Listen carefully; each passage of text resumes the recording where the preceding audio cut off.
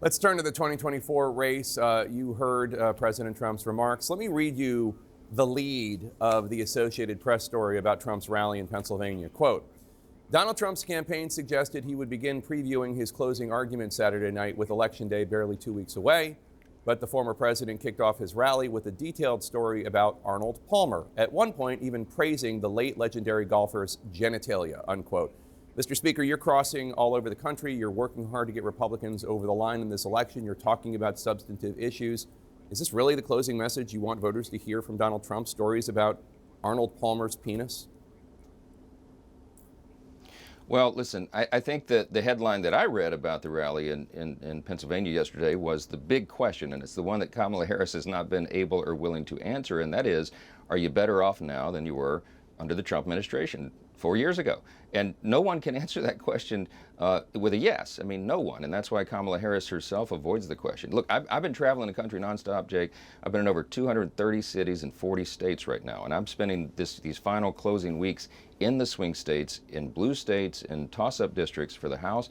I'm absolutely convinced there's an energy out there right now. I'm convinced that we are going to win the White House, the Senate, and the House. And we're going to have a very aggressive agenda to get the economy going again, to help everyone. Look, everywhere I go, Jake, everybody has the same concerns. They're fed up and they're fired up about the cost of living that's unaffordable now, and the rising crime rates everywhere, and the weakness on the world stage, and the wide open border. And they know that Kamala Harris is responsible for those things.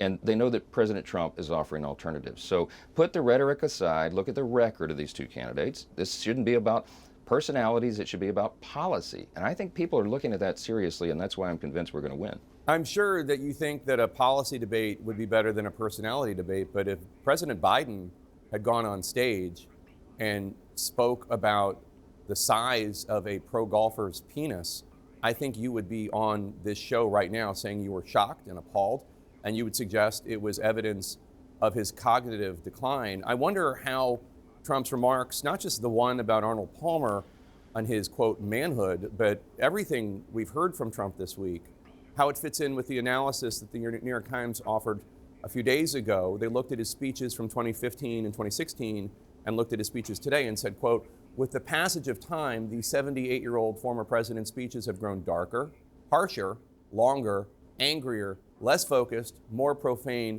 and increasingly fixated on the past. I know you want to talk about policy, and I respect that, but the reason that Donald Trump is not up 10 points is because of comments like that one, where people do have concerns about his fitness, his acuity, and his stability.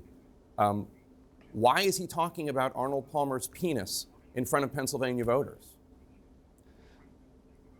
Jake, you seem to like that line a lot. Let me tell you that Donald Trump is doing rallies nonstop around the country. Let me just say something.